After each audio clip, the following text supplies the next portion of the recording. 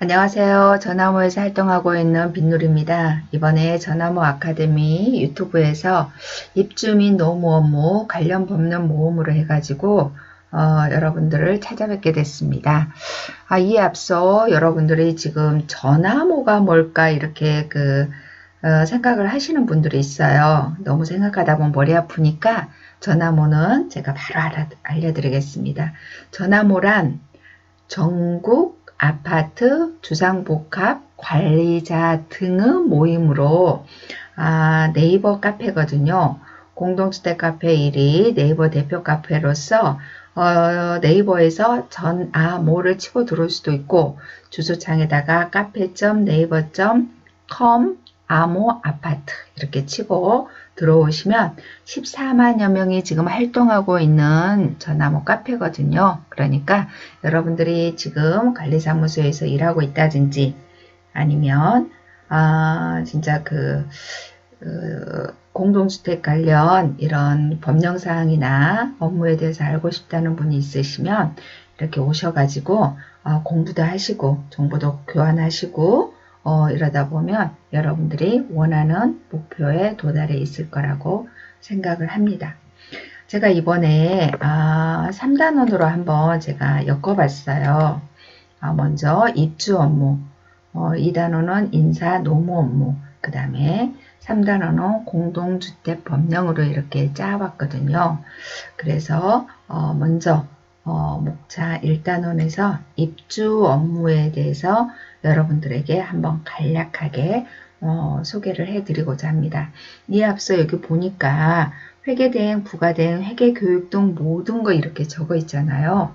여러분들이 회계에 대해서 업무를 하다 보면 정말 격리겸직 소장님들 도저히 내가 이 시설관리나 관리 업무에 대해서 집중하다 보니까 회계에 대해서는 내가 조금 시간이 나지 않는다. 이런 분들은 회계대행이나 부가대행으로 맡겨주시고 그 다음에 내가 조금 학원에서나 이런 업무를 했지만 조금 더 깊이 있게 공부를 하고 싶다. 교육을 받고 싶다. 이런 분들 그리고 내가 회계가 조금 업무를 하다 보는데 많이 틀어진 것 같다. 이러면 회계 점검 이렇게 받아보시면 좋을 것 같습니다. A 플러스 A 010-5081-1901로 전화를 하든지 아니면 전화모에 A 플러스 A라는 카테고리가 있어요. 여기에다가 여러분들이 남겨주시면 성심껏 여러분들을 도와드리도록 하겠습니다. 그러면 입주 업무로 한번 들어가 볼까요? 입주 아파트 관계도 이렇게 해가지고 제가 한번 나눠봤어요. 그러면 입주 아파트에 대해서는 어떠한 단체가 연결이 돼 있을까 이렇게 했을 때 먼저 시행사, 시공사, 관리주체, 관리사무소, 입주자 이렇게 제가 한번 나눠봤습니다. 그러면 시행사는 뭘까? 사업 주체다 이 말이에요. 자금 조달을 하고 분양이나 그 다음에 분양 계약이나 이렇게 하고 또 건설사를 선정하고 입주관리에 대한 모든 업무를 시행사가 하는 겁니다. 즉 뭐랄까 예를 들어서 재개발을 한다 그러면 사업 주체가 자금 조달을 하기 때문에 뭐예요? 조합이 되겠죠. 이렇게 사업을 시행하는 주체, 시행사가 있고요. 그 다음에 시공사. 예를 들어서, 우리가 이제 여러 건설사가 있잖아요. S가 있고, S사, H사, 이렇게 있듯이 건설사가 시공사가 됩니다. 근데, 시행사하고 시공사하고 같이 시행을 할 수도 있어요. 시행을. 근데 이제 머리 아프다 보니까 건설사들은 시공만 하고 시행사는 자금 조달하고 이렇게 분리됐지만 시공사는 건설사를 말합니다. 그리고 관리주체는 주택관리업자, 전화모 관리회사 이런 거 있잖아요. 먼저 시행사가 관리를 해야 되는데 이 시행사가 자기들은 못하니까 관리주체니까 위탁주택관리업자를 선정을 해서 계약을 해가지고 관리를 하게끔 만듭니다. 근데 또 시행사가 직접 또 할 수도 있겠죠. 자치관리도 할 수도 있겠고요. 그 다음에 여기에 따른 관리사무소가 있어요. 왜? 그 단지를 관리하기 위해서는 관리사무소는 항상 있어요. 관리사무소. 그래서 관리사무소를 이렇게 들어가 봤더니만 관리소장님이 있고 관리과장님이 있고 시설팀장님이 있고 경비대리님이 있고 기정기사님이 있고 경비대원님, 미아이사님 이렇게 나눠져 있어요. 근데 이거는 단지마다 조직도가 조금 달라요. 그러다 보니까 이렇게 있다 그래서 전체 관리사무소가 이렇게 된다는 건 아니거든요. 규모가 적은 데는 또 작은 조직을 가지고 있고 그리고 아무튼 대단지 뭐 2000세대, 5000세대 막 이런 데는 더 여기에서 더 세분하게 더 나눠져 있고 더 인력도 더 많이 조직이 되어 있습니다.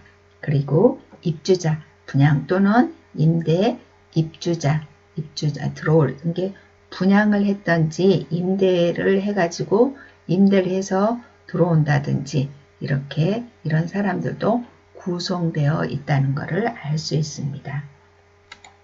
그리고 입주관리 2에 이렇게 들어가다 보면 입주관리 2에 이렇게 들어가다 보면 입주관리가 뭔가 입주를 전후하여 관리사무소에서 수행해야 할 입주 업무 계획을 사전에 수립하고 사용 검사와 동시에 관리 업무를 시작하도록 관리사무소를 개소하여 입주 예정자들의 입주 이사와 입주자 등이 생활하는데 불편함이 없도록 철저한 입주 관리 업무를 준비하여야 한다.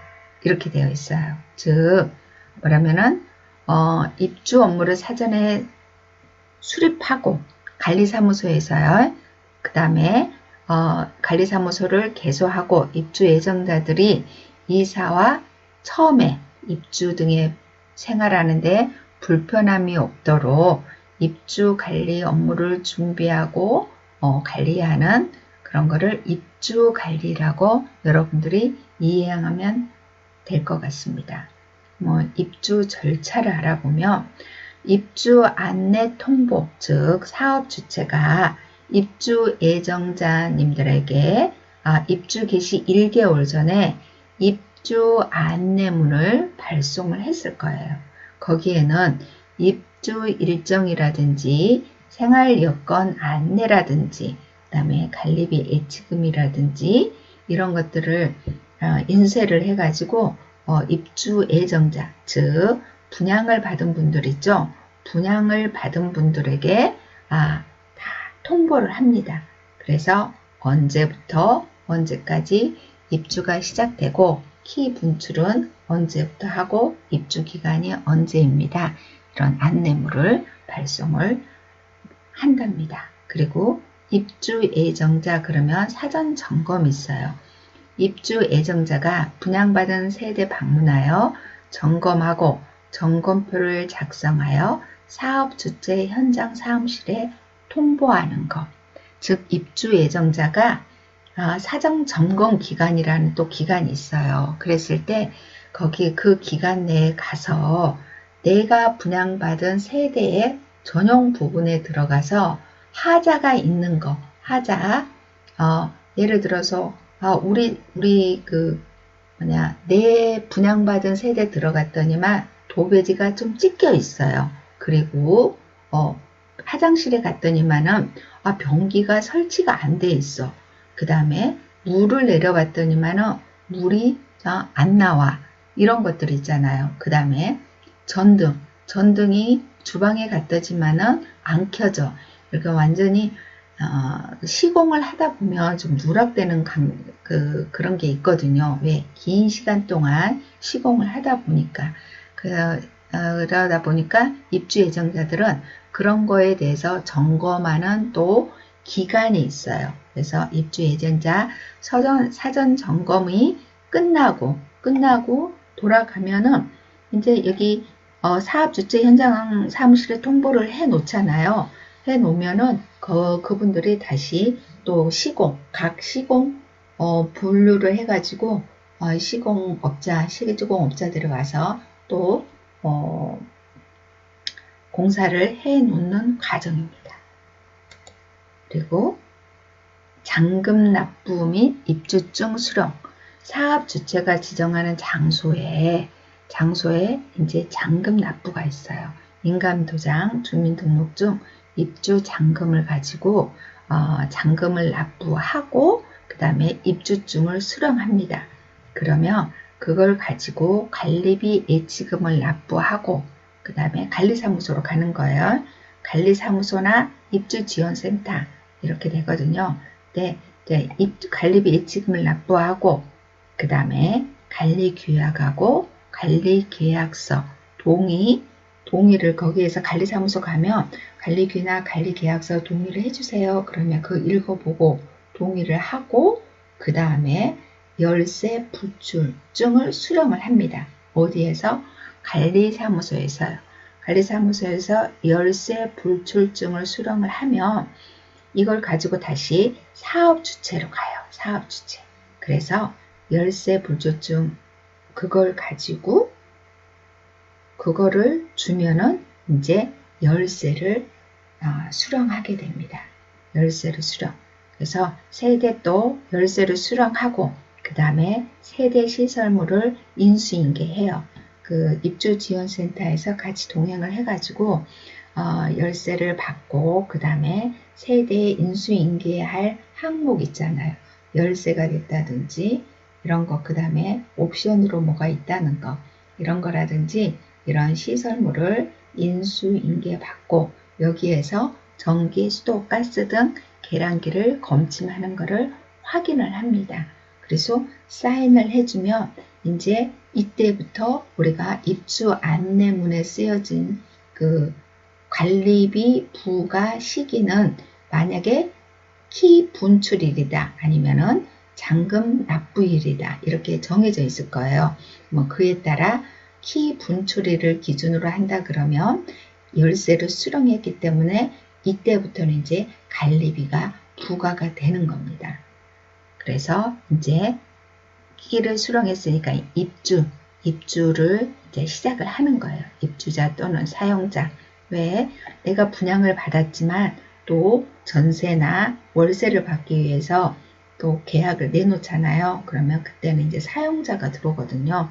사용자 입주를 시작하고 입주자나 입주를 했으면 하자 사용 또는 불편사항 신고 또 입주를 했으면 그에 따라 또 생활하다 보면은 하자가 발생할 수 있잖아요. 또 생활하다 보면 불편사항이 나올 수 있고 이랬을 때 입주자 등이 사업주체나 현장사무소에 이런 신고를 하는 과정이 입주 절차입니다. 그리고 이제 또 선투입으로 가볼까요? 사전투입 기간이라 그래가지고 이거를 줄여서 그냥 우리들은 선투입 하는 겁니다. 그러면은 선투입 기간에 어떤 일을 할까?